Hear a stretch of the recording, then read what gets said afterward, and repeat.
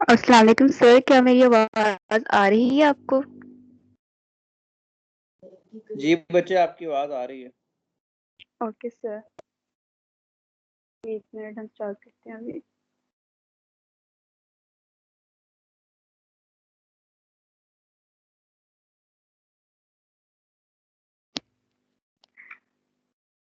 अस्सलाम वालेकुम क्लास। अस्सलाम वालेकुम class. I am Atika Salim from VSMA 7204। अस्सलाम वालेकुम class. I am Atika Salim from VSMA 7204 और मेरे ग्रुप मेंबर्स में हैं उम्मे हबीबा, लाइबा गुल नवाज, तहरीम अरशद, आयशा इकबाल।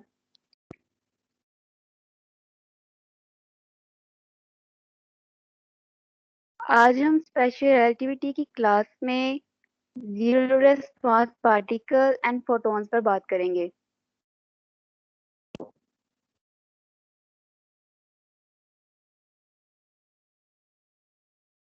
जिसमें हम dual nature of light, photo electric effect, zero raise mass particle और फोटॉन्स की एनर्जी और मोमेंटम पर बात करेंगे। और फिर हम कॉम्प्यूटर इफेक्ट और इसकी एक्सपेरिमेंटल वेरिफिकेशन और रिजल्ट को with the help of 3 examples देखेंगे।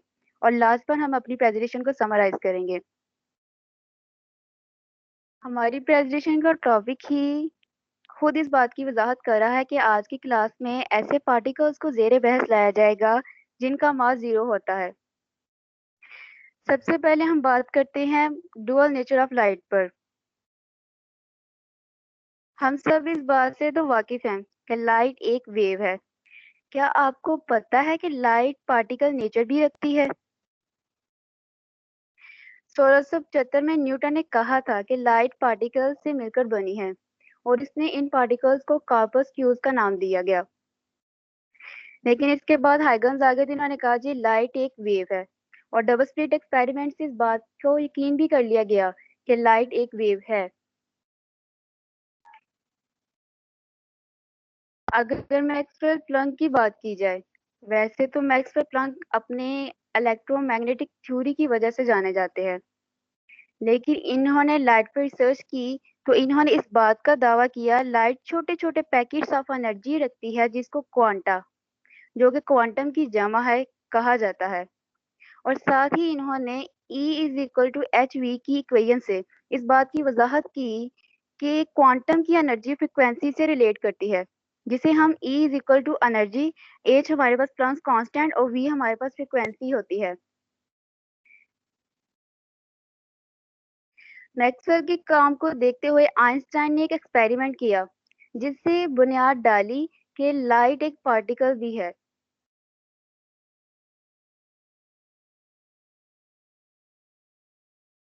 आइंस्टाइन ने मुख्तलिफ फ्रिक्वेंसीज की लाइट ली और इसे मैटर पर बरसाया तो इन्होंने देखा कि जब वो एक थ्रेशर से आगे जाते, यानी कि जब वो वेव की फ्रिक्वेंसी को बढ़ाते तो वेव में एक थ्रेशर पर जाकर इलेक्ट्रॉन्स मैटर से बाहर निकल जाते। यानी वो वेव इतनी एनर्जी देते इलेक्ट्रॉन्स को कि वो बाहर निकल जाते और फ्री इलेक्ट्रॉन्स प्रोड्यूस होना शुरू हो जाते। अब आइंस्टाइन का भी यही मानना था कि वेव की पार्टिकल नेचर है, क्योंकि एक पार्टिकल ही दूसरे पार्टिकल को बाहर निकाल सकता है। मिसाल के तौर पर आप मेज पर एक बॉल रखी है और उसके ऊपर आप लाइट से शाइन कर रहे हैं, क्या वो बॉल अपनी जगह से हटेगी? हरगिज नहीं। लेकिन जब आप किसी दूसरी बॉल से उस बॉल को मारेंगे तो वो बॉल अपनी जगह से फौरन हट जाएगी और दूर जाकर गिरेगी। आ, तो आइंस्टाइन का भी यही कहना था कि लाइट के पास पार्टिकल नेचर है जिसकी वजह से वो इलेक्ट्रॉन्स को बाहर निकाल रही है। ये चीज आप यहाँ पर देख सकते हैं। तो आप देख सकते हैं कि थ्रेशर से नीचे हमने लाइट ली तो वो उस वक्त इलेक्ट्रॉन्स को बाहर नहीं निकाल सकी। इससे जब हमने थ्रेशर से नीचे लाइट ली तो उसने इलेक्ट्रॉन्स को बाहर नहीं निकाला। लेकिन दूसरी तरफ लेफ्ट हैंड साइड वाली तस्वीर को देखा तो जब हमने फोटॉन्स की बीम की एनर्जी एक थ्रेशर से ज्यादा कर दी तो इसने इलेक्ट्रॉन्स को बाहर निकालना शुरू कर दिया और इसी को फोटो इलेक्ट्रिक इफेक्ट कहा जाता है। इसी बात से हमें पता चला कि लाइट के पास पार्टिकल नेचर भी है और जो कि हमें प्लैंक्स पहले ही बता चुके थे कि लाइट पैकेट्स में एग्जिस्ट करती है जिन्हें क्वांटा कहा जाता है या फोटॉन्स कहा जाता है। लेकिन आइंस्टाइन ने अपने इस एक्सपेरिमेंट में हमें एक और बात बताई जिसको इस तरह कंक्लूड किया जाता है कि ये फोटॉन्स मासलेस पार्टिकल्स हैं। क्या फोटॉन्स हमारे पास मासलेस पार्टिकल्स हैं? इसी सवाल के साथ प्रेजेंटेशन को मजीद बयान करेंगी Tahreem Arshad. Assalamu alaikum all of you. My name is Tahreem Arshad. My roll number is 7017. Today my topic for presentation is zero rest mass particles. सबसे पहले हम इसकी डेफिनेशन देख लेते हैं। कोई भी ऐसा पार्टिकल या ऑब्जेक्ट जब रेस्ट पोजीशन में होता है तो इसका मास जीरो होता है। यानी हमें इससे पता चलता है कि अगर कोई भी पार्टिकल या ऑब्जेक्ट मूविंग पोजीशन में नहीं है, एक रेस्ट पोजीशन पे स्टिल एक पड़ा हुआ है, तो हम इसको इजीली कह सकते हैं कि ये हमारा इसका मास जो है वो ज़ीरो है। फॉर एग्जांपल फिटॉन को अगर हम देखें कि और कहें कि इसका मास ज़ीरो है, तो मस्ट है कि वो इस वक्त रेस्ट पोजीशन पे है, वो मूविंग पोजीशन पे नहीं है। पर्टिकुलरली अगर किसी भी मास का ऑब्जेक्ट का मास जो है वो ज़ीरो है, तो ज़ीरो नहीं है तो उसके अंदर मस्ट है कि एनर्जी और मोमेंटम इंक्लूड होगा। सिंस अगर फिटॉन को ही हम देखें कि वो रेस्ट पोजीशन पे नहीं है, मूव कर रहा है, तो मस्ट है कि उसके अंदर एनर्जी और मोमेंटम इंक्लूड होगा। और उसका जो मास है, अगर मूविंग पोजीशन में, तो उसका मास जो मस्ट है कि वो ज़ीरो नहीं होगा बल्कि फाइनाइट होगा, जिसको हम लोग डिफरेंट फार्मूलाज के साथ जो है वो फाइंड आउट कर सकते हैं। नेक्स्ट, फॉर रेडिएशन और फ्रिक्वेंसी को जो है डेरिवेशन अगर हम लोग इसकी देखें, तो according to the quantum theory photon जो है वो एक बंडल या पैकेट की सूरत में होता है एनर्जी की, जिसके अंदर डेफिनेट अमाउंट ऑफ एनर्जी और मोमेंटम मौजूद है। यानी फोटॉन का एनर्जी और मोमेंटम एक ख़ास अमाउंट में होता है, जिसको हम लोग जो है वो कैलकुलेट करते हैं फार्मूलाज के ज़रिए।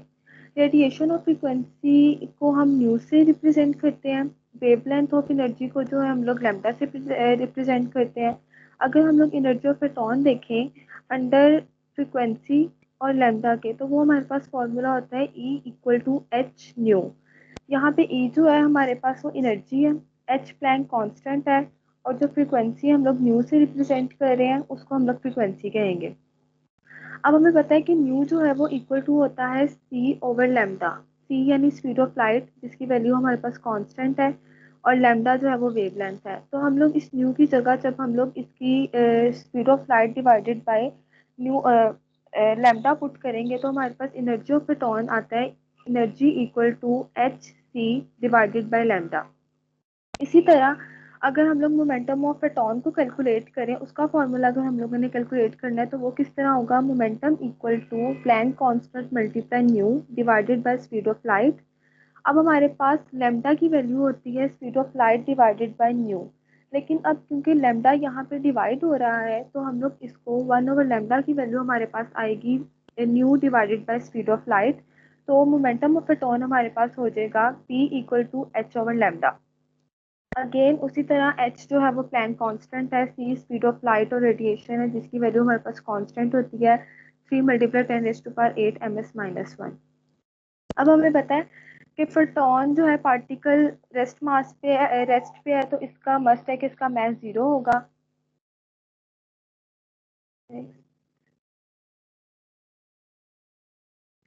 अब हम लोग आइंस्टाइन मैथ्स एनर्जी से अगर मोमेंटम और एनर्जी का रिलेशनशिप देखें, तो वो हमारे पास होता है E equal to M C का स्क्वायर। फर्दर हम इसको सब्सटीट्यूट करें तो वो हमारे पास आता है M naught multiply speed of light का square divided by 1 minus nu का स्क्वायर डिवाइडेड बाय सी का स्क्वायर।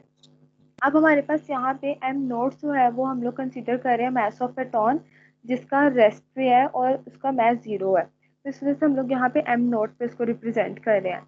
अब हमने rest of mass of photon हम लोगों ने फाइंड आउट करना था, तो एम नोट को हम लोग सेपरेट कर लेंगे, और एनर्जी जो है क्या कहते हैं, एक साइड पे आके स्पीड ऑफ लाइट जो है वो एनर्जी से डिवाइड हो जाएगी, और फर्दर जो है क्या कहते हैं पूरा जो फैक्टर है वो उसके साथ मल्टीप्लाई हो जाएगा √1 माइनस न्यू का square divided by speed of light. अब हम वेलोसिटी ऑफ फोटॉन को देखें which is equal to speed of light, तो अगर जब हम इस पूरे फैक्टर के अंदर न्यू की वेलोसिटी की जगह जब हम लोग स्पीड ऑफ लाइट पुट करेंगे तो ये पूरा फैक्टर जो है आपस में कट होके ज़ीरो आ जाएगा, जिससे हम लोगों को पता चल जाता है कि एम नॉट यानी मास ऑफ फोटॉन अगर रेस्ट पोजीशन पे है तो उसका मास जो है वो ज़ीरो आएगा। इस पूरी डेरिवेशन से हमने हमने ये कैलकुलेट किया रेस्ट ऑफ मास जो फोटॉन का है वो ज़ीरो होता है। Next. अब अगर हम डेफिनेशन ऑफ फोटॉन देखें तो फोटॉन एक ऐसा पीस ऑफ एनर्जी है जो जीरो मास के साथ है और मूव करता है स्पीड ऑफ लाइट के साथ, और इसके अंदर मोमेंटम मोमेंटम जो है वो इंक्लूड होती है। अगर हम एनर्जी ऑफ फोटॉन क्वांटाइज्ड करें तो वो हमारे पास आ जाता है E equal to H F, यानी again Planck constant multiply frequency. Frequency हमें पता है कि इक्वल होती है speed of light divided by wavelength, तो हम लोगों ने फ्रीक्वेंसी की जगह उसकी speed of light divided by lambda put किया, तो हमारे पास एनर्जी ऑफ फोटॉन आ गया H C divided by lambda. Again H जो है यहाँ पे प्लैंक कांस्टेंट है, और सी जो है जब हम लोग सी की वैल्यू पुट करेंगे तो वो यानी फ्रीक्वेंसी जो है हमारे पास speed of light divided by lambda थी, तो यहाँ से अगर स्पीड ऑफ लाइट की हम लोगों ने वैल्यू देखनी फॉर्मूला देखना हो तो वो हमारे पास आ जाएगा फ्रीक्वेंसी मल्टीप्लाई वेवलेंथ। अब energy and momentum of photon का रिलेशनशिप देखें हम लोग तो वो हमें पता है कि एनर्जी ऑफ वन फोटॉन जो है वो इक्वल टू होता है Planck constant multiply frequency. Again वही ई जो है वो एनर्जी ऑफ फोटॉन है, एच प्लैंक कांस्टेंट है जिसकी वैल्यू जो है हमारे पास कांस्टेंट है 6.62 मल्टीप्लाई 10⁻⁻34। एफ जो है वो फ्रीक्वेंसी ऑफ फोटॉन है। अब हम लोग अगर इनका रिलेशनशिप देखें तो वो हमारे पास आता है E equal to M C का स्क्वायर। एम यहाँ पे मैथ है, सी जो है हमारे पास स्पीड ऑफ लाइट आ जाती है जिसकी वैल्यू अगेन कांस्टेंट है 3.0 मल्टीप्लाई 10⁻⁸ ms-1, और एम ई जो है वो हमारे पास एनर्जी है। अगर हम अब आगे इसको देखें तो वो हमारे पास आ जाएगा E equal to M C square. हमारे पास एक इक्वेशन थी जिसको हमें पता है कि एनर्जी जो इक्वल होती है वो है Planck constant multiply frequency which is equal to M C का स्क्वायर। अब सी स्क्वायर को यानी स्पीड ऑफ लाइट को जब हम लोग ब्रेक करते हैं वो एम सी मल्टीप्लाई सी हो जाएगा। अब मोमेंटम जो है वो इक्वल होता है mass multiply speed of light. अब mass multiply speed of light की जगह हम लोगों ने मोमेंटम पी हम लोगों ने ऐड कर दिया, तो यहाँ से हमारे पास मोमेंटम का जो फॉर्मूला बनता है वो this is equal to Planck constant multiply frequency divided by C. We know that कि सी इक्वल टू होता है एफ फ्रीक्वेंसी मल्टीप्लाई वेवलेंथ। और जहाँ से हम लोगों ने जब सी की जगह हम लोगों ने फ्रीक्वेंसी मल्टीप्लाई वेवलेंथ हम लोगों ने पुट की तो फ्रीक्वेंसी आपस में कट हो गया। मोमेंटम का हमारे पास फॉर्मूला आ जाता है equal to H over lambda. अगर हमारे पास लैम्डा जो है वो लैम्डा की वैल्यू हमें नहीं पता और हमारे पास स्पीड ऑफ लाइट क्योंकि हमारे पास कांस्टेंट है, तो अगर हमारे पास लैम्डा नहीं है हमारे पास हमें दिया हुआ, तो हम लोग फिर फोटॉन मोमेंटम ऑफ फोटॉन का जो हम लोग फॉर्मूला लगाएंगे वो हो जाएगा P equal to H V over C. Again H जो है यहाँ पे प्लैंक कांस्टेंट, वी जो है वो हमारे पास न्यू हो जाएगा, और सी फ्रीक्वेंसी, और सी जो है वो हमारे पास स्पीड ऑफ लाइट हो जाएगा। इसलिए यहाँ से मोमेंटम के जो है वो दो फॉर्मूलाज बन जाते हैं, एक अंडर स्पीड ऑफ लाइट और एक अंडर वेवलेंथ। सम प्रॉपर्टीज है फोटॉन की। दे सबसे पहले पहली प्रॉपर्टी है photons move with constant speed, speed of light which is equal to 3 multiplied 10 raised to power 8। Photon जो है वो स्पीड ऑफ लाइट से जो है वो मूव करता है। दे आर मैसलेस, इसका जो अगर ये रेस्ट पोजीशन पे है तो इसका कोई मैस नहीं होगा, जीरो मैस हम लोग कंसीडर करते हैं। इसमें एनर्जी और मोमेंटम कंटेन होती है, और ये इसका कोई भी थर्ड जो है वो इसका कोई चार्ज नहीं होता, ये बिल्कुल न्यूट्रल होता है, ना पॉजिटिव ना नेगेटिव। जिस टाइम न्यूट्रॉन जो है वो एक न्यूट्रल हमारे पास पार्टिकल है, इसी तरह फोटॉन भी जो है वो एक न्यूट्रल पार्टिकल है, ना इसका चार्ज पॉजिटिव होता है और ना नेगेटिव होता है। फोटॉन एक पैकेट है एनर्जी का जिसको हम लोग फर्दर डिवाइड नहीं कर सकते हैं। ये बंडल और एक पैकेट ही होता है एनर्जी का जिसको हम लोग आगे जो है वो डिवाइड बिल्कुल भी नहीं कर सकते हैं। फर्दर हम लोग कुछ एग्जांपल्स देख लेते हैं इसकी। सब पहली एग्जांपल है calculate the wavelength of photon where energy is 1.937 multiply 10 raised to power -8। Given data हमारे पास जो है हमें पता है कि एनर्जी हमें गिवन दी हुई है 1.973 मल्टीपल 10⁻⁻8। स्पीड ऑफ लाइट हमारे पास कांस्टेंट है 3 मल्टीपल 10⁻8। प्लैंक कांस्टेंट की वैल्यू भी हमें कांस्टेंट है, हमें पता होती है 6.62 मल्टीपल 10⁻34। फाइंड हम लोगों ने वेवलेंथ करनी है। वी नो दैट फॉर्मूला जो हमारे पास है वो E = HF है। अब हमारे पास फ्रीक्वेंसी गिवन नहीं है, तो हम लोग इसको फर्दर जो है लैम्डा में हम लोग इस फॉर्मूले को चेंज करेंगे, जो हो जाएगा E = HC/लैम्डा, क्योंकि हमें सी का भी पता है कि वो फ्रीक्वेंसी मल्टीप्लाई लैम्डा की इक्वल होती है, और जब हम लोग यहाँ से फ्रीक्वेंसी की निकालेंगे तो वो C/लैम्डा हो जाएगी। तो लैम्डा क्योंकि हम लोगों ने फाइंड करना था, तो लैम्डा की इस फॉर्मूले से फर्दर सब्स्टिट्यूट करने से हमारे पास फॉर्मूला बना Planck constant multiply speed of light divided by energy. जब हम लोगों ने प्लैंक कांस्टेंट की, स्पीड ऑफ लाइट की और एनर्जी की वैल्यू हम लोगों ने पुट की, तो हमारे पास लैम्डा की वैल्यू आई है 1026 मल्टीप्लाई 10⁻⁻10 मीटर। यहाँ से हमारे पास लैम्डा जो है वो कैलकुलेट हो गया। नेक्स्ट एग्जाम्पल 2 है हमारे पास, इसमें हम लोगों ने कैलकुलेट करना है एनर्जी ऑफ फोटॉन को, वेयर फ्रीक्वेंसी जो हमारे पास गिवन दी गई है वो है 5 मल्टीप्लाई 10⁻14 हर्ट्ज। गिवन डाटा हमारे पास फ्रीक्वेंसी भी है और प्लैंक कांस्टेंट की वैल्यू भी है। एनर्जी जब हम लोग फाइंड करेंगे तो एनर्जी का फॉर्मूला, एनर्जी ऑफ फोटॉन का फॉर्मूला है Planck constant multiply frequency. Planck constant की और फ्रीक्वेंसी की हम लोग जब वैल्यू पुट करेंगे तो इसके अंदर एनर्जी की हमारे पास वैल्यू आ जाती है 33.13 multiply 10⁻⁻20 joule. Now I call Umme Habiba for continue our presentation.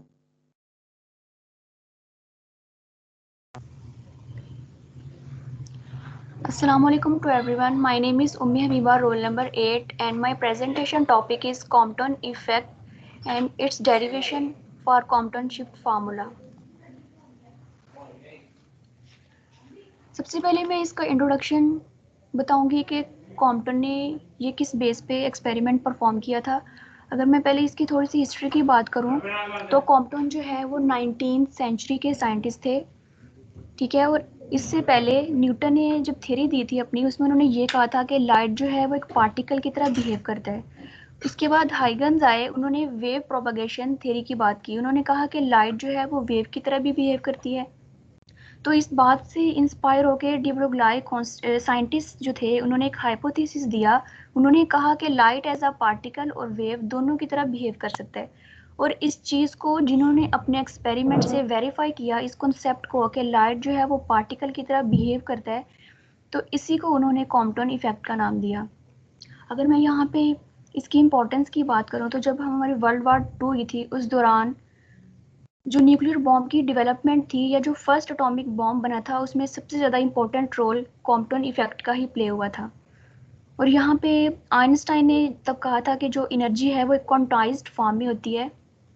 और उस टाइम पे आइंस्टाइन की जो थ्योरी ऑफ रिलेटिविटी थी वो भी बहुत फेमस थी। तो उस थ्योरी ऑफ रिलेटिविटी को लेके और इन तमाम पिछले कॉन्सेप्ट्स को कंक्लूड करते हुए कॉम्पटन ने इस एक्सपेरिमेंट को परफॉर्म किया था, जिसको उन्होंने कॉम्पटन इफेक्ट का नाम दिया था। और कॉम्पटन ने ये एक्सपेरिमेंट 1927 में परफॉर्म किया था। इसमें उन्होंने ये देखा था कि जब हम एक हाईली एनर्जी फोटोन को एक रेस्ट में पड़े हुए इलेक्ट्रॉन के ऊपर फॉल कराते हैं तो हमारे पास उसके ऊपर क्या इफेक्ट आता है। उस इफेक्ट को उसने कॉम्पटन इफेक्ट कहा था। और इस एक्सपेरिमेंट की डिस्कवरी की वजह से कॉम्पटन को 1927 में नोबेल प्राइज भी दिया गया था।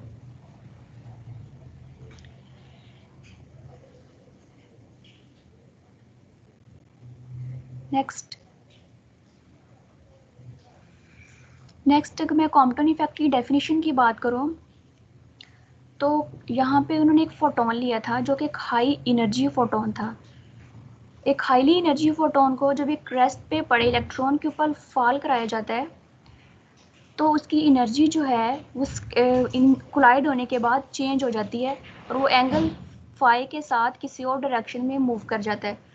और जो हमारे पास रेस्ट में पड़ा हुआ इलेक्ट्रॉन था, उसने उससे कुछ एनर्जी गेन कर ली और वो एंगल थीटा के साथ किसी और डायरेक्शन में स्कैटर हो गया। तो इन दोनों की एनर्जीज पे जो इफेक्ट आया उसको उन्होंने बेसिकली कॉम्पटन इफेक्ट का नाम दिया था। और जो इनकी वेवलेंथ में चेंज आया था उसको उसने कॉम्पटन शिफ्ट कहा था, जो हम आगे ड्राइव करेंगे। कॉम्पटन शिफ्ट उन्होंने कैसे किस फार्मूले से तहत ड्राइव की थी। नेक्स्ट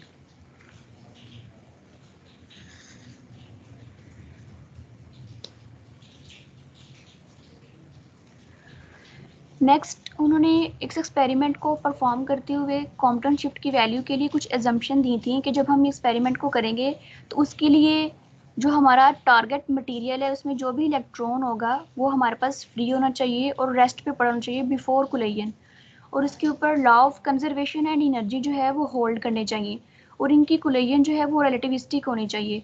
यहाँ पे रिलेटिविस्टिक कोलिजन इसलिए होगी क्योंकि हमने जैसे पहले प्रूव किया कि फोटोन का रेस्ट मैस 0 था, लेकिन जब वो स्पीड ऑफ लाइट के साथ मूव करता है, ठीक है, तो उसके लिए जब हम मैस यूज़ करते हैं तो वो हम ये रिलेशन यूज़ करते हैं। उसके बाद हमने यहाँ पे मोमेंटम ऑफ फोटोन यूज़ करने के लिए रिलेटिविस्टिक रिलेशन बिटवीन फाइंड किया था बिटवीन एनर्जी एंड मोमेंटम के लिए।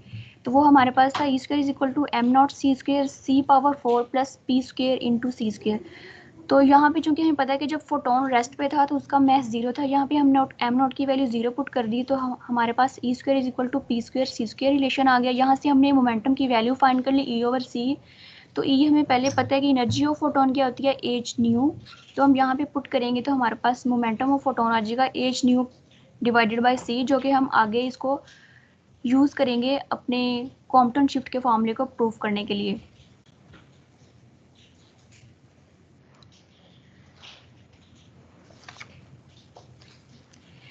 नेक्स्ट जो हम कॉम्पटन शिफ्ट का फॉर्मूला प्रूव करेंगे उसके लिए हम law of conservation of energy and momentum को यूज़ करेंगे बिफोर एंड आफ्टर कोलिजन के लिए। तो सबसे पहले हम एनर्जी बिफोर कोलिजन की बात करते हैं। जब हमारा इंसिडेंट फोटोन जो था वो भी रेस्ट पे था और जो हमारा इलेक्ट्रॉन था वो भी रेस्ट पे था, तब हमारी एनर्जी क्या थी। एनर्जी ऑफ इंसिडेंट फोटोन हमारे पास h/nu आएगी, जो कि हम पहले ही फाइंड कर चुके हैं, और energy of electron at rest पे हमारे पास होगी m0 c²। यहाँ पे m0 इलेक्ट्रॉन के रेस्ट मैस को शो कर रहा है। अब टोटल एनर्जी बिफोर कोलिजन हमारे पास इलेक्ट्रॉन और फोटोन दोनों की एनर्जी को ऐड कर देंगे तो हमारे पास बिफोर कोलिजन टोटल एनर्जी आ जाएगी, जो कि आएगी h/nu प्लस m0 c²। अब हम आफ्टर कोलिजन एनर्जी की बात करते हैं। कोलाइड होने के बाद जो हमारा इंसिडेंट फोटोन था वो स्कैटर हो गया था अपनी डायरेक्शन से, तो उसकी एनर्जी हमारे पास आई h/nu प्राइम, और रिक्वायर्ड इलेक्ट्रॉन की एनर्जी हमारे पास यहाँ पे आएगी m c², क्योंकि यहाँ पे जो इलेक्ट्रॉन है वो वेलोसिटी के साथ मूव हो गया था एट ए एंगल फाई, तो इस वजह से उसकी मूविंग जो हम मैस यूज़ करेंगे यहाँ पे तो वो m लेंगे m c²। तो टोटल एनर्जी आफ्टर कोलिजन हमारे पास इन दोनों को ऐड कर देंगे तो वो आ जाएगी h/nu prime plus m0 c²। अब हम यहाँ पे law of conservation of energy को अप्लाई करेंगे, जो कि ये होता है कि हमारे पास जो टोटल एनर्जी बिफोर कोलिजन होती है वो इक्वल होती है टोटल एनर्जी आफ्टर कोलिजन के। तो हम इस लॉ को अप्लाई करेंगे तो हमारे पास बिफोर और आफ्टर कोलिजन रिलेशन दोनों इक्वल आ गई। इसको हमने इक्वेशन नंबर 1 का नाम दे दिया। नेक्स्ट हम अब मोमेंटम को फाइंड करेंगे बिफोर एंड आफ्टर कोलिजन के लिए। तो कंजर्वेशन ऑफ मोमेंटम को जब हम अप्लाई करेंगे तो यहाँ पे याद रहे कि दो कंडीशंस हैं हमारे पास। मोमेंटम दो तरीक़ों से हो रहा था यहाँ पे, जब पहले फोटोन मूव कर रहा था और इलेक्ट्रॉन रेस्ट पे था, लेकिन कोलिजन के बाद दोनों का मोमेंटम डिफरेंट हो गया। एक जो है वो अपर डायरेक्शन में मूव कर गया और एक जो है वो लोअर डायरेक्शन में मूव कर गया, ठीक है। यहाँ पे हमारे पास हम यहाँ पे कंपोनेंट्स को इन्वॉल्व करके along X axis and Y axis दोनों मोमेंटम को शो करवाएंगे law of conservation of energy and momentum को होल्ड करवाते हुए। तो सबसे पहले हम एक्स कंपोनेंट के मोमेंटम की बात करते हैं बिफोर कोलिजन से, कोलाइड होने से पहले का मोमेंटम। चूँकि हमारे पास मोमेंटम फोटोन जो है वो रेस्ट पे भी h/nu/c ही होता है, तो यहाँ पे हमारे पास वो आ गया। और मोमेंटम ऑफ इलेक्ट्रॉन रेस्ट पे 0 होता है क्योंकि वो मूव नहीं कर रहा होता। इलेक्ट्रॉन के मोमेंटम में हमारे पास P = mv फार्मूला आता है, जब वो किसी वेलोसिटी के साथ मूव करता है तभी उसके अंदर कोई मोमेंटम आता है। क्योंकि हमारा इलेक्ट्रॉन बिफोर कोलिजन रेस्ट पे था तो इस वजह से इसका इलेक्ट्रॉन एक्स कंपोनेंट का बिफोर कोलिजन हमारे पास 0 आया। अब total x component momentum before collision हमारे पास बना h/nu/c। अब हम आफ्टर कोलिजन की बात करते हैं कि एक्स कंपोनेंट का मोमेंटम आफ्टर कोलिजन हमारे पास क्या होगा। तो यहाँ पे हम इसको डायग्राम से डिस्कस करेंगे। यहाँ पे हमें जो एक वेवलेंथ की फॉर्म में शो हो रही है, ये हमारे पास स्कैटर्ड फोटोन है, इसका momentum h/nu prime by c है, और इसके साथ एक्स एक्सिस जो है इसको हमने एम एक्स का नाम दिया, मतलब मोमेंटम अलोंग एक्स एक्सिस। अब क्योंकि जब हम एक्सिस को इन्वॉल्व करते हैं कुछ फाइंड करने के लिए तो वहाँ पे हमारे पास एंगल इन्वॉल्व होता है। एक्स एक्सिस के लॉन्ग हम कोस को जो है वो यूज़ करते हैं और वाई एक्सिस के लॉन्ग साइन थीटा को यूज़ करते हैं। तो यहाँ पे ट्राइंगल ओ ए बी की बात करें हम, तो यहाँ पे कोस थीटा को जब हम फाइंड करेंगे तो हमारे पास कोस थीटा होता है ट्रिग्नोमेट्री के according base divided by hypotenuse. तो बेस यहाँ पे एम एक्स जो कि मोमेंटम अलोंग एक्स एक्सिस और हाइपोटेन्यूज में हमारे पास momentum of photon scattered photon given है। तो इसको जब यहाँ पे पुट करेंगे तो हमारे पास एक्स कंपोनेंट का मोमेंटम आ गया स्कैटर्ड फोटोन का H V prime by C cos theta. Next,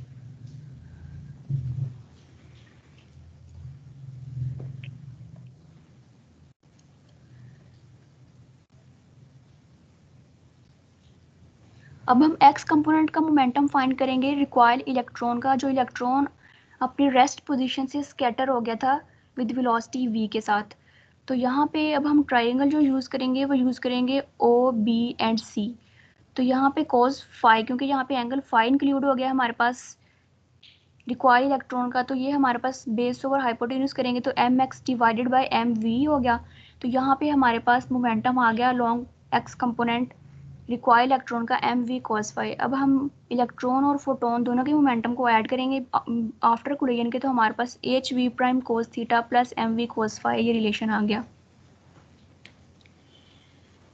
next हम इसके ऊपर law of conservation of momentum apply करेंगे, जो कि हमारे पास होता है कि momentum before collision and after collision equal होते हैं दोनों। तो बिफोर कोलिजन एक्स कंपोनेंट का मोमेंटम हमारे पास एच न्यू बाई सी आया था और आफ्टर कोलिजन हमारे पास H nu prime by C cos theta plus M B cos phi आया था। हमने इसको क्वेश्चन नंबर 2 का नाम दे दिया। आगे हम अब वाई कंपोनेंट का मोमेंटम फाइंड करेंगे before collision and after collision. सबसे पहले हम बिफोर कोलिजन की बात करते हैं, क्योंकि बिफोर कोलिजन हमारे पास दोनों मोमेंटम दोनों इलेक्ट्रॉन एंड फोटोन जो है वो रेस्ट पोजीशन पे थे। ठीक है, तो इंसिडेंट वाई एक्सिस के अलोंग हमारे पास कोई जो है वो मूव नहीं कर रहा था, कोई भी इलेक्ट्रॉन या फोटोन में से, तो इसलिए इन दोनों का मोमेंटम रेस्ट में था तो वो जीरो हुआ। वाई कंपोनेंट के अलोंग इंसिडेंट फोटोन का मोमेंटम भी जीरो हुआ और इलेक्ट्रॉन का भी जो कि रेस्ट पे था वो भी जीरो। इन दोनों को जब ऐड किया तो हमारे पास टोटल वाई कंपोनेंट का मोमेंटम जो है वो जीरो आ गया बिफोर कोलिजन। अब हम आफ्टर कोलिजन की बात करते हैं। आफ्टर कोलिजन के लिए क्योंकि अब हम वाई एक्सिस को ले रहे हैं तो अब हमारे पास यहाँ पे एंगल साइन थीटा इंक्लूड होगा। अब हम पहले मोमेंटम ऑफ स्कैटर्ड फोटोन को फाइंड करते हैं। तो यहाँ पे हम जो अब ट्राइंगल यूज़ करेंगे वो करेंगे ओ ई एंड ए। तो यहाँ पे हमारे पास जो ओ ई है ये हम परपेंडिकुलर कंसिडर करेंगे और ओ से ए तक हमारे पास यहाँ पे मोमेंटम हमें पता था एच न्यू प्राइम बाई सी है जो कि स्कैटर्ड फोटोन का है। जब हम साइन थीटा का फॉर्मूला अप्लाई करेंगे परपेंडिकुलर ओवर हाइपोटेन्यूज का तो हमारे पास यहाँ से मोमेंटम आ जाएगा स्कैटर्ड फोटोन का। अब हम momentum of required electron find करते हैं तो वो हमारे पास आएगा minus M V sine phi, क्योंकि ये माइनस साइन शो कर रहा है ऑपोजिट डायरेक्शन, क्योंकि हमारा जो एक्सिस है वो नेगेटिव डायरेक्शन में है तो इसलिए हम यहाँ पे माइनस यूज़ करेंगे। तो हमारे पास वाई कंपोनेंट को मोमेंटम आफ्टर कोलिजन हमारे पास H nu prime by C sine theta minus M V sine phi आ गया। अब यहाँ पे हम law of conservation of momentum को अप्लाई करेंगे कि before collision and after collision जो मोमेंटम है वाई एक्सिस के लॉन्ग वो दोनों इक्वल हैं। तो हमारे पास ये रिलेशन आ जाएगा, इसको हमने क्वेश्चन नंबर 3 का नाम दिया है। अब यहाँ पे हम सबसे पहले क्वेश्चन नंबर 2 को यूज़ करेंगे कॉम्पटन शिफ्ट के रिलेशन को फाइंड करने के लिए, जो कि हमारे पास मोमेंटम था एक्स एक्सिस का बिफोर एंड आफ्टर को, लेकिन वो वाली क्वेश्चन में यहाँ पे यूज़ की है। यहाँ पे हमने सी को दूसरी साइड पे जाके मल्टीप्लाई करा दिया है। ठीक है, और नेक्स्ट हमने एज कॉमन ले लिया है तो हमारे पास ये इक्वेशन आ गई जिसको हमने इक्वेशन नंबर 4 का नाम दिया। अब हम इक्वेशन नंबर 3 को यूज़ करेंगे जो वाई कंपोनेंट का मोमेंटम था total before and after collision के लिए। उसको भी हमने सी को दूसरी साइड पे मल्टीप्लाई करा दिया तो हमारे पास M V sine phi is equal to H nu prime by sine theta आ गया। इसको हमने इक्वेशन 5 का नाम दिया। अब हम इन दोनों का स्क्वायर लेंगे और इन दोनों को ऐड कर देंगे, लेफ्ट हैंड साइड को लेफ्ट में और राइट को राइट में। जो हमने इनको ऐड किया तो उसके बाद हमारे पास लेफ्ट हैंड साइड से M square V square C square common आ रहा था तो हमने वो कॉमन ले लिया। तो यहाँ पे हमारे पास एक ट्रिग्नोमेट्रिक आइडेंटिटी आ रही थी sine square five plus cos square five, जो कि हमारे पास 1 की इक्वल होती है, उसको हमने 1 लिख दिया। उसके बाद हम दूसरी साइड से फार्मूला को ओपन करेंगे, एच स्क्वायर को उसके मल्टीप्लाई कराएंगे तो हमारे पास ये वाला रिलेशन आ जाएगा H square V square plus H square V prime square cos square theta minus 2h square V nu prime cos theta plus h square nu prime square sine square theta. अब यहाँ पे भी हमारे पास दो terms में से h square और new prime square common आ रहा है, हम वो कॉमन ले लेंगे। यहाँ पे भी हमारे पास ट्रिग्नोमेट्रिक आइडेंटिटी आ जाएगी जो कि 1 के इक्वल होती है, तो इसको हम जब पुट करेंगे तो हमारे पास इक्वेशन नंबर 6 आ जाएगी।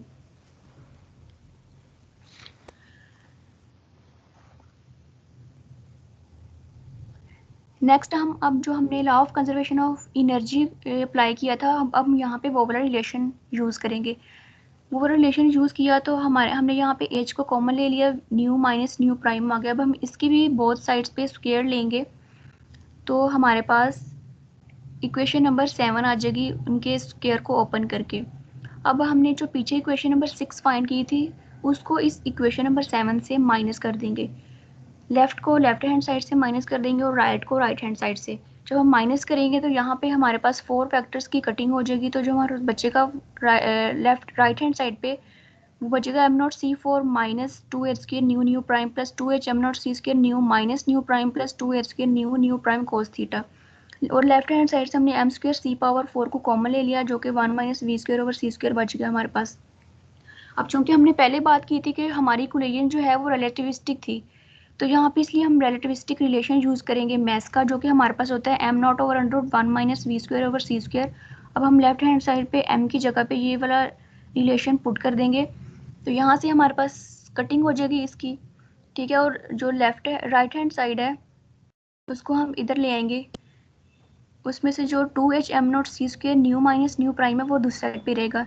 तो यहाँ से हमारे पास M naught square C four दोनों कट हो गए और जो अगली वाली दो टर्म्स थी उनमें से 2h square nu prime common आ रहा था, वो हमने कॉमन ले लिया तो हमारे पास 1 माइनस कोस थीटा आ गया जो कि हमें अपने फॉर्मूले में चाहिए था। तो हमारी रिक्वायरमेंट यहाँ से पूरी होना स्टार्ट हो गई है। अब यहाँ से हम दोनों साइड से कटिंग कर देंगे, जो कटिंग हो रही है उसके बाद हमारे पास h nu prime 1 minus cos theta is equal to M naught C square nu minus nu prime बचा। अब यहाँ पे हम एम नॉट और एक सी को इधर वाली साइड पे लाके डिवाइड करा देंगे, ठीक है। और यहाँ से जो v इंटू न्यू प्राइम है वो दूसरी साइड पे जाके डिवाइड हो जाएगा। अब हम इसको डिवाइड करेंगे new into divided by new into new prime, तो यहाँ से 1 ओवर न्यू प्राइम आ जाएगा माइनस 1 ओवर न्यू आ जाएगा। अब यहाँ पे c को अंदर मल्टीप्लाई करा देंगे हम, तो ये बना c over new prime minus c over new जो कि हमारे पास लैम्डा के इक्वल होता है। तो न्यू प्राइम की जगह हमारे पास सी ओवर न्यू प्राइम की जगह लैम्डा प्राइम आ गया और सी ओवर न्यू की जगह हमारे पास लैम्डा आ गया। और चेंज इन मतलब वेवलेंथ हमारे पास हम इसको लिख सकते हैं डेल्टा लैम्डा। तो ये हमारे पास रिक्वायर्ड जो हमने प्रूव करना था अपना फार्मूला कॉम्पटन इफेक्ट के लिए, तो ये हमारे पास आ गया जिसको हम कॉम्पटन शिफ्ट कहते हैं। कॉम्पटन शिफ्ट बेसिकली हमारे पास जो इंसिडेंट फोटोन की वेवलेंथ है और जो स्कैटर्ड फोटोन की वेवलेंथ है उन दोनों का डिफरेंस होता है। और इसमें जो h ओवर एम नॉट सी है ये हमारे पास कांस्टेंट वैल्यू होती है। h की वैल्यू हमें पता है, एम नॉट भी हमें पता है और c भी हमें पता है स्पीड ऑफ लाइट। यहाँ पे जो कॉम्पटन शिफ्ट है ये सिर्फ और सिर्फ एंगल पे डिपेंड करता है। जैसे जैसे हमारा एंगल चेंज होता जाएगा हमारी वेवलेंथ में डिफरेंस आता जाएगा। तो आगे नेक्स्ट ग्रुप मेंबर ये प्रेजेंट करेंगे कि हमारे पास एंगल में चेंज होने की वजह से वेवलेंथ में क्या चेंज आएगा।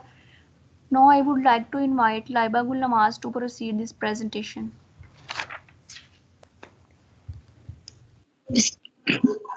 Bismillahirrahmanirrahim. Assalamu alaikum. My name is Laiba Gulnawaz and my roll number is 11. Today my topic of discussion experimental verification of Compton effect.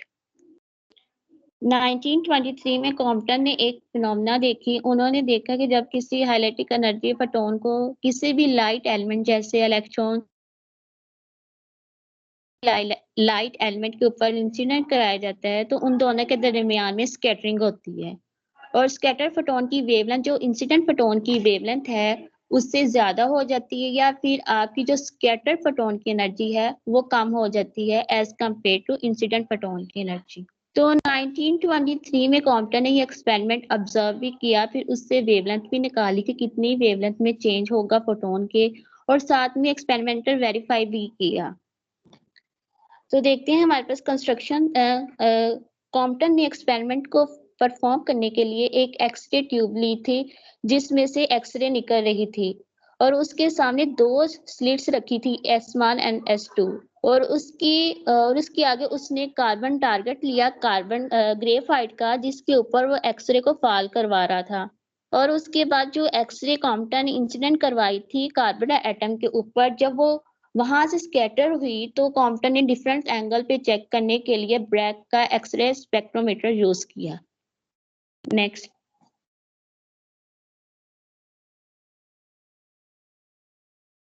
Working में हम क्या देखेंगे, अगर आप इस डायग्राम में देखें तो सबसे पहले कॉम्पटन ने मोनोक्रोमेटिक एक्सरे का सोर्स लिया।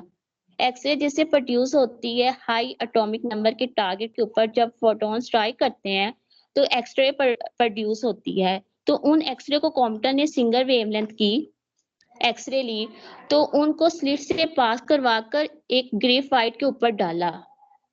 एक्चुअली ग्रेफाइट कार्बन का ही एक फॉर्म होता है जिसका एटॉमिक नंबर 6 होता है। उसके आउटर मोस्ट ऑर्बिट में जो इलेक्ट्रॉन्स होते हैं वो लूज बॉन्डेड होते हैं। तो ये एक्सपेरिमेंट कॉम्पटन ने लूज बॉन्ड इलेक्ट्रॉन या फ्री इलेक्ट्रॉन के लिए किया था। तो उन्होंने ग्रेफाइट के ऊपर जब डाला तो ब्रैग का एक्सरे स्पेक्ट्रोमीटर यूज किया, जिसको वो हाफ सर्कल में यानी कि मूव करा के सेपरेट सेपरेट स्कैटर एंगल पर कितना रेडिएशन मिला उसकी वेवलेंथ का। एक्चुअली तो कॉम्पटन ने ब्रैग का एक्सरे स्पेक्ट्रोमीटर लिया और सेपरेट वेवलेंथ को। Next,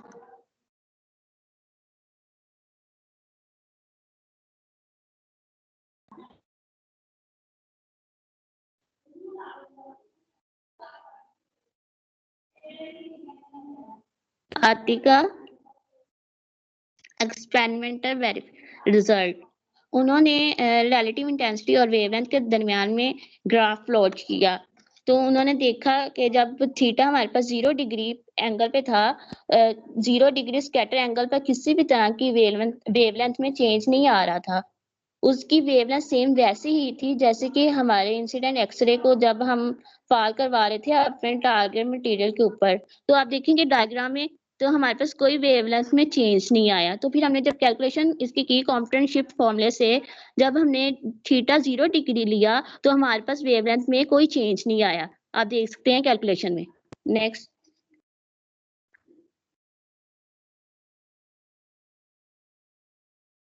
next Atika. फिर जब उसके बाद हमने जब थीटा 45 डिग्री लिया तो हमारी वेवलेंथ में थोड़ा सा चेंज है। मतलब कि जो हमने थीटा ए लिया था तो तब वेवलेंथ और इंटेंसिटी के दरमियान में हमारे पास ग्राफ उसमें सिर्फ एक ही पीक पॉइंट आ रहा था, ठीक हो गया, जो कि वो सेम था उस एक्सरे से जो कि हम फाल करवा थे। जब हमने थीटा 45 डिग्री लिया तब हमारे पास 2 पीक पॉइंट्स आ रहे थे, ए और बी, ठीक हो गया। तो ए जो पीक पॉइंट था वो थोड़ा सा डिफरेंस पे आया था, मतलब कि हमारी वेवलेंथ थोड़ी सी चेंज हुई थी। नेक्स्ट,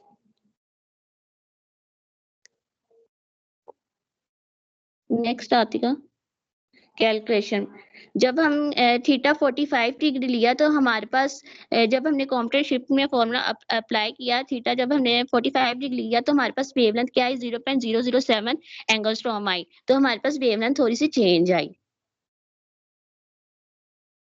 नेक्स्ट, जब हमने थीटा 90 डिग्री लिया तो 90 डिग्री पे हमारा जो ए और बी के जो पीक पॉइंट थे उस वेवलेंथ के या उस रेडिएशन के जो वेवलेंथ उसमें हमारे पास थोड़ा सा डिफरेंस और आया।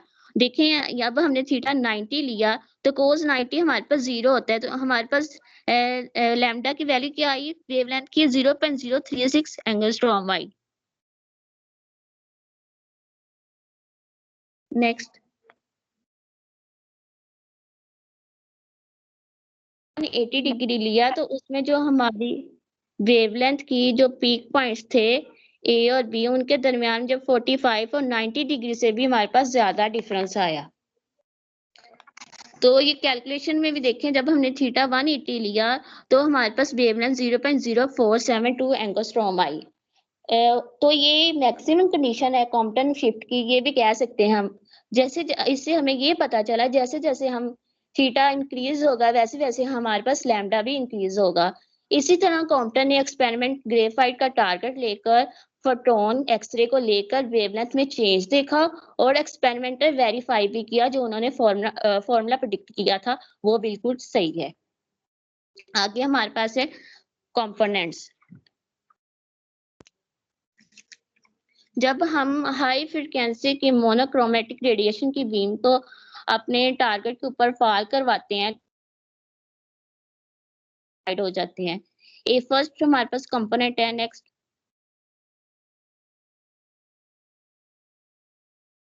Next Atika, unmodified radiation first हमारे पास कंपोनेंट है। इसकी फ्रीक्वेंसी और वेवलेंथ सेम रही जो कि इंसिडेंट बीम की होती है। इंसिडेंट बीम वो टारगेट क्या आप ऊपर करना, पिछली स्लाइड करना। कर आतिका दिया बस बैक ये जाना। ठीक, 2 जैसे कि आप सेकंड डायग्राम में देख रहे हैं कि रेडिएशन को फॉल करवा रहे हैं मटेरियल के ऊपर, तो वो रेडिएशन 2 कंपोनेंट में चेंज हो रही है। एक जो रेड लाइन वेवलेंथ मतलब ड्रा हुई है उसी डायरेक्शन में ड्रा हुई है जिस डायरेक्शन में हम उस बीम को इंसिडेंट करवा रहे थे, और एक जो वो स्कैटर हो गई है बीम से, मतलब कि अपने पास से हट गई है। तो जो उसी पाथ के ऊपर है उसी डायरेक्शन में है, उस फ्रीक्वेंसी और वेवलेंथ हमारी वैसी की वैसी है जैसे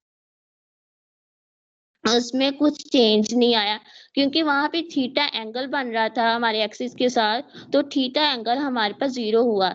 जब जीरो एंगल पुट करेंगे कॉम्प्यूटर शीट के फॉर्मूले में, तो हमारे पास कोई करेंगे तो वो 0 हो जाएगा। तो उसलिए हमारे पास इसी वजह से हमारे पास वेवलेंथ सेम रही और फ्रीक्वेंसी भी सेम रही, तो वो हमारे पास अनमॉडिफाइड रेडिएशन का कंपोनेंट कहलाया। और जब जो दूसरा कंपोनेंट वहां से जो स्कैटर हो गया था उसकी फ्रीक्वेंसी और वेवलेंथ दोनों में चेंज आया, तो वो रेडिएशन। नेक्स्ट,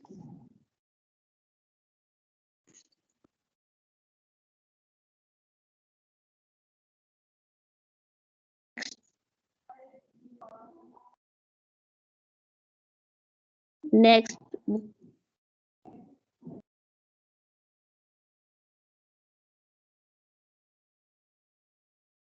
आतिका नहीं आई। लाइबा मेरी तरफ से हो गई है, 2 मिनट रुको, अभी हो जाती है फोन पर भी। देखिए हो गई है। हाँ हो गई है। Compton fact is not observed is visible light y। तो डेली लाइट की जो रेंज है या वेवलेंथ है वो हमारे पास 5000 एंगस्ट्रॉम है। तो उस 5000 एंगस्ट्रॉम को अगर हम फोटोन की जगह इंसिडेंट करा दें, फोटोन एक्सरे का जनरेट जो कॉम्पटन इफेक्ट हुआ था उसमें इंसिडेंट करके देखा गया था, तो कॉम्पटन इफेक्ट में जो इंसिडेंट वेवलेंथ ली गई थी वो 10 एंगस्ट्रॉम से कम की थी, जिसको हम कहते हैं एक्सरे फोटोन। अब यहाँ पे सवाल ये पूछा जाता है कि इस 10 एंगस्ट्रॉम की जगह अगर हम विजिबल लाइट की वेवलेंथ ले लें, 5000 एंगस्ट्रॉम की वेवलेंथ ले लें, तो उस कंडीशन में हमें कॉम्पटन इफेक्ट क्यों नहीं मिलता या क्यों नहीं ऑब्जर्व होता। तो देखें, we know that the maximum change in wavelength is 0.05 angstrom. ये हमारे पास वैल्यू जब हम थीटा हम 180 पुट करते हैं तो हमारे पास जो वेवलेंथ आती है वो 0.072 आती है, अप्रोक्सीमेट 0.05 एंगस्ट्रॉम। ये वैल्यू यहाँ से आई है। तो ये मैक्सिमम कंडीशन है कॉम्पटन शिफ्ट की, या ये कह सकते हैं कि वेवलेंथ ने चेंज की, इस वेवलेंथ में मैक्सिमम चेंज की वैल्यू हमारे पास क्या आई है, 0.05 एंगस्ट्रॉम आई है। अगर हम विजिबल लाइट की बात करें या हम कहें कि 5000 एंगस्ट्रॉम की बात करें, लैम्डा इज इक्वल 5000 एंगस्ट्रॉम की रेंज की बात करें या उससे मिलती जुलती जो भी रेंज होगी उसकी बात करें, तो उस कंडीशन में हमारे पास जो वेवलेंथ है उसकी 0.001% एच लैम्डा होती है, जो कि बिल्कुल नेग्लिजिबल है। और उसी वजह से हम कह सकते हैं very small change in wavelength Compton fact is not observed for visible। तो दूसरी बात ये कि अगर हमें कॉम्पटन फैक्ट को ऑब्जर्व करना है तो क्या होना चाहिए कंडीशन, तो याद रखें कि वेवलेंथ हमारे पास कुछ एंगस्ट्रॉम की होनी चाहिए ताकि उनके दरमियान जो परसेंटेज आए ऑब्जर्वेशन का वो कम से कम इतना हो कि वो नेग्लिजिबल ना हो। तो उसकी हमारे पास एग्जांपल है, ये देख 0 से लेकर 10 एंगस्ट्रॉम तक। ये हमारे पास फ्यू एंगस्ट्रॉम की ये जनरली एक्सरे वेवलेंथ की जो कैटेगरी है उस कैटेगरी में लाई करती है। 0 से 10 जो एंगस्ट्रॉम है, या हम थोड़ा सा और इंक्रीज कर लें 15 एंगस्ट्रॉम तक वैल्यू से इंसिडेंट करें, तो हमारे पास एंगस्ट्रॉम इतना लेने पर कॉम्पटन इफेक्ट ऑब्जर्व होता है। Now I would like to call Aisha Iqbal to proceed this presentation. Continue this presentation. Assalamu alaikum class, my name is Aisha Iqbal, my roll number is 7031. मैं आपके साथ Compton effect की example discuss करूंगी कुछ। यहाँ पर example number 1 है हमारे पास, the X-ray with lambda is equal to 100 picometre are scattered from a carbon target. The scattered radiation is viewed at 90 degree. What kinetic energy is imparted to the recoiling electron. हमारे पास एक x ray है जिसकी wavelength 100 picometre है। इसको हम incident करा रहे हैं एक कार्बन टारगेट के ऊपर। इंसिडेंट होने के बाद वो स्कैटर हो जाती है एक्सरे विद 90 डिग्री के साथ। हमने फाइंड करनी है kinetic energy of recalling electron, मतलब कि जो हमारा इलेक्ट्रॉन स्कैटर हुआ है अपनी जगह से, हमने उसकी एनर्जी फाइंड करनी है। जो हमारे पास एनर्जी होगी वो बेसिकली काइनेटिक एनर्जी होगी। कॉम्पटन इफेक्ट में हम इलेक्ट्रॉन की एनर्जी को काइनेटिक एनर्जी कहते हैं। तो वो काइनेटिक एनर्जी कैसे आएगी कि जो हमारे पास एक्सरे की इंसिडेंट होने से पहले की एनर्जी थी और इंसिडेंट होने के बाद जो एनर्जी बची थी, उन दोनों का जब हम माइनस करेंगे तो हमारे पास काइनेटिक एनर्जी आ जाएगी। अब हमारे पास गिवन डेटा है, वेवलेंथ है हमारे पास 100 पिकोमीटर, हमें एंगल गिवन है 90 डिग्री, और हमने काइनेटिक एनर्जी फाइंड करनी है इलेक्ट्रॉन की। तो उसको फाइंड करने के लिए हमें पहले एनर्जी ऑफ स्कैटर्ड फोटोन और एनर्जी ऑफ इंसिडेंट फोटोन, इन दो energy of scattered photon, energy of incident photon, इन दोनों को फाइंड करना पड़ेगा। मतलब कि वो वाली एनर्जी जो फोटोन के पास इंसिडेंट होने से पहले थी और वो वाली एनर्जी जो इंसिडेंट होने के बाद थी, हमने दोनों की एनर्जी को फाइंड करना है। अब उनको फाइंड करने के लिए हमें लैम्डा डैश की ज़रूरत पड़ेगी, और लैम्डा डैश हमारे पास कैसे निकलेगा, कॉम्पटन शिफ्ट वाले फॉर्मूले से। तो इसलिए अब हम सबसे पहले कॉम्पटन शिफ्ट वाला फॉर्मूला यूज करेंगे। हमें एज की वैल्यू पता है, वो कांस्टेंट है, एम नॉट की भी पता है, सी की भी पता है, और थीटा हमारे पास क्वेश्चन में गिवन है। सारी वैल्यूज को पुट करेंगे तो डेल्टा लैम्डा की वैल्यू आएगी 2.43 पिकोमीटर। डेल्टा लैम्डा हमारे पास चेंज इन वेवलेंथ होता है, तो इसको हम लिख सकते हैं lambda dash is equal to lambda is equal to delta lambda. Lambda की वैल्यू हमारे पास क्वेश्चन में गिवन है 2.43 पिकोमीटर। डेल्टा लैम्डा की वैल्यू है 2.43 पिकोमीटर और लैम्डा की वैल्यू है 100 पिकोमीटर। इन दोनों को प्लस करेंगे तो हमारे पास आएगा 102.43 पिकोमीटर। अब हमारे पास, अब हमने एनर्जी फाइंड करनी है स्कैटर्ड फोटोन की। इसका हमारे पास फॉर्मूला है E dash is equal to H C over lambda dash. H भी हमें पता है, सी भी पता है, और लैम्डा डैश की वैल्यू हमने ऊपर फाइंड की है। अब सारी वैल्यूज को पुट करेंगे तो हमारे पास एनर्जी ऑफ स्कैटर्ड फोटोन आ जाएगी 1.94 मल्टीप्लाई बाय 10 की रेज पावर -15। अब हमने एनर्जी ऑफ इंसिडेंट फोटोन निकालनी है, और इसका फॉर्मूला हमारे पास है एच सी ओवर लैम्डा। इसमें हमें एच की वैल्यू पता है, सी की भी पता है, और लैम्डा की भी पता है। सारी वैल्यूज को पुट किया हमने तो हमारे पास आया 1.98 मल्टीप्लाई बाय 10 की रेज पावर -15। अब हमने इलेक्ट्रॉन की एनर्जी को फाइंड करना है। इलेक्ट्रॉन की एनर्जी को फाइंड करने के लिए हमें इंसिडेंट फोटोन की एनर्जी को और स्कैटर्ड फोटोन की एनर्जी दोनों को माइनस करना पड़ेगा, तो हमारे पास आ जाएगी काइनेटिक एनर्जी 4.0 मल्टीप्लाई बाय 10 की रेज पावर -17 जूल। अब हमारे पास नेक्स्ट एग्जांपल है, एग्जांपल नंबर 2।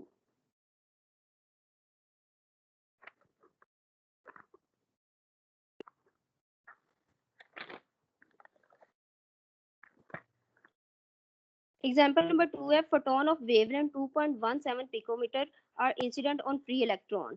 A part में find the wavelength of a photon that is scattered at 35 degree from the incident direction. B part में do that the same if scattering angle is 115. इसमें हमें बताया गया है एक photon है जिसकी वेवलेंथ हमारे पास है 2.17 पिकोमीटर, जब हम उसको फ्री इलेक्ट्रॉन के ऊपर इंसिडेंट करा रहे हैं तो वो इंसिडेंट होने के बाद स्कैटर हो रहा है डिफरेंट एंगल्स पर। एक एंगल 35 डिग्री है, एक एंगल 35 डिग्री के ऊपर स्कैटर होगा और एक एंगल 115 डिग्री के ऊपर स्कैटर होगा। अब हमने इन दोनों एंगल के थ्रू इनकी वेवलेंथ बतानी है। हमें यहाँ पे लैम्डा की वैल्यू गिवन है, थीटा की वैल्यू गिवन है। फर्स्ट पार्ट में हम थीटा की वैल्यू 35 डिग्री यूज करेंगे और हमें लैम्डा डैश चाहिए। अब हमने यहाँ पे कॉम्पटन शिफ्ट वाला फॉर्मूला यूज करना है।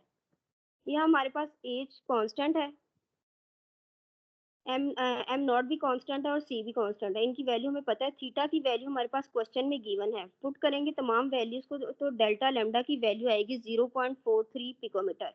अब हमारे पास delta lambda change in wavelength होता है तो इसको हम लिख सकते हैं lambda dash minus lambda. Lambda दूसरी तरफ जाके प्लस हो जाएगा तो लैम्डा की वैल्यू हमारे पास क्वेश्चन में गिवन है तो हमारे दोनों को प्लस करने के बाद डेल्टा लैम्डा और लैम्डा की वैल्यू को प्लस करने के बाद हमारे पास आ जाएगा 2.60 पिकोमीटर।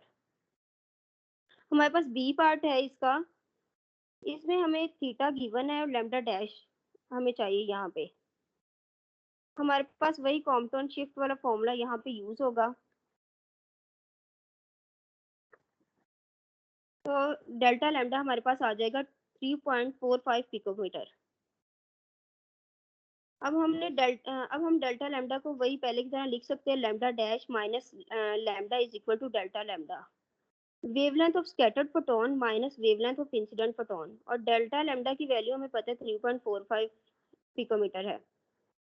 लैम्डा की वैल्यू हमारे पास क्वेश्चन में गिवन है और दोनों वैल्यूज को पुट किया प्लस किया तो हमारे पास आया 5.62 पिकोमीटर। Next slide. अब हमारे पास नेक्स्ट एग्जांपल है।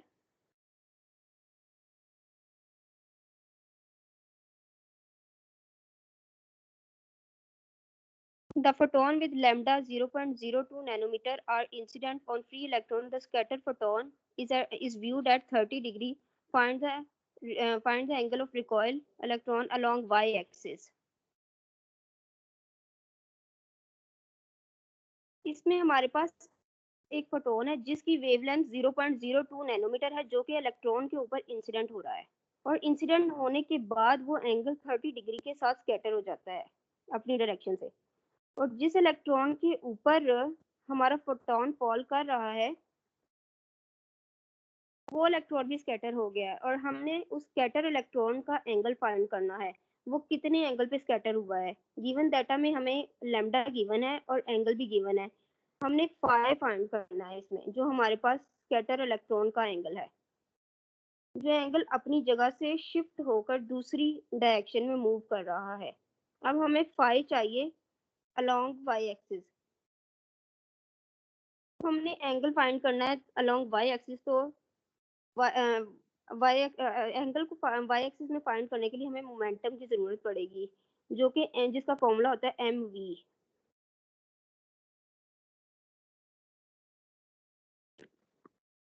एम हमारे पास कांस्टेंट है और वी हमारे पास नहीं है। वी की वैल्यू हमें फाइंड करनी है। वी की वैल्यू फाइंड करने के लिए हमें काइनेटिक एनर्जी का फॉर्मूला यूज करना पड़ेगा और काइनेटिक एनर्जी को फाइंड करने के लिए हमें लैम्डा डैश की जरूरत पड़ेगी। उस लैम्डा डैश के लिए हमने अब कॉम्पटन इफेक्ट का फॉर्मूला यूज करना है।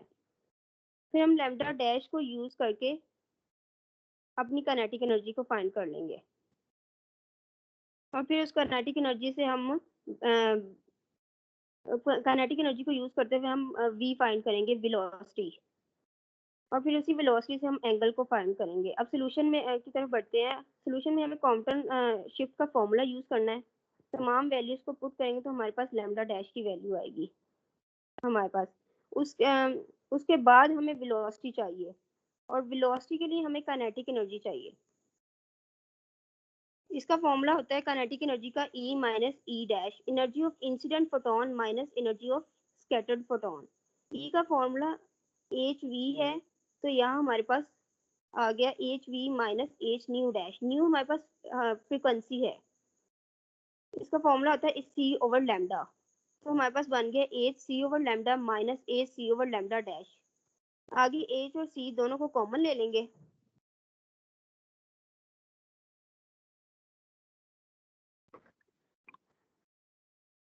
अब वैल्यूज को पुट करेंगे तो एच और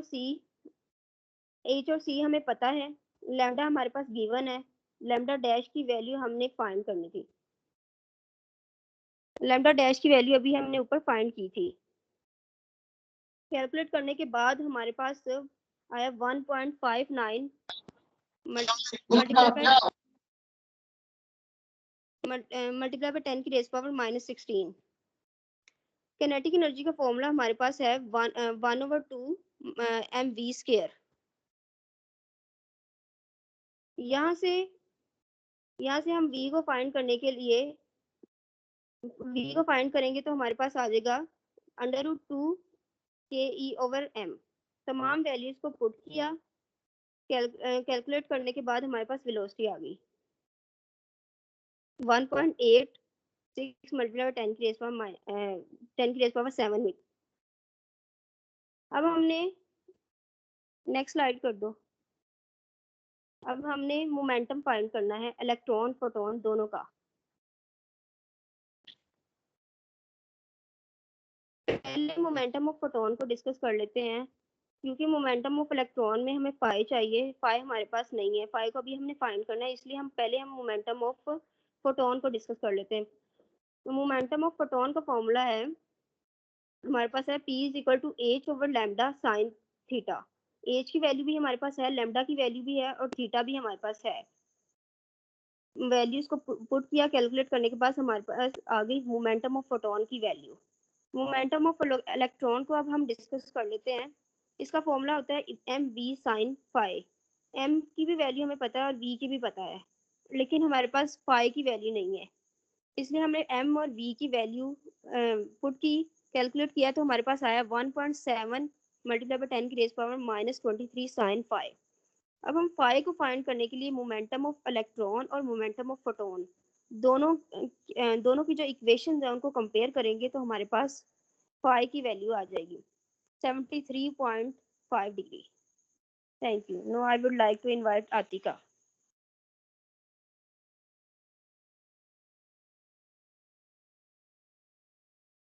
फर्स्ट अगेन अस्सलाम वालेकुम क्लास।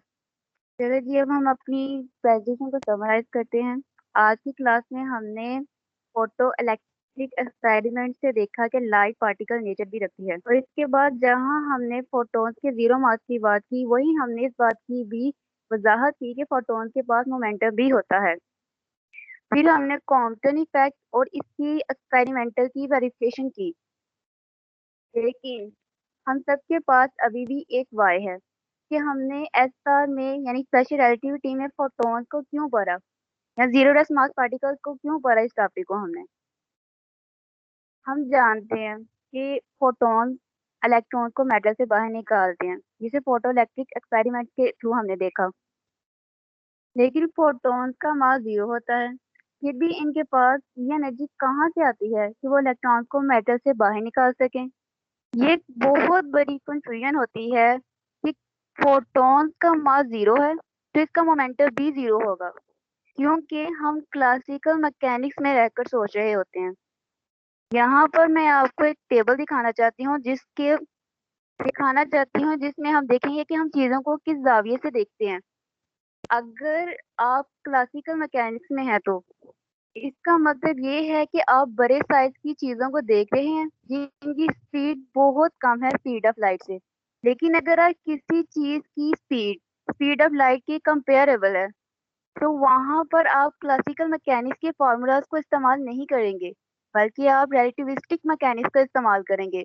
और रिलेटिविस्टिक मैकेनिक्स में हमारे फार्मूलाज चेंज होना शुरू हो जाएंगे।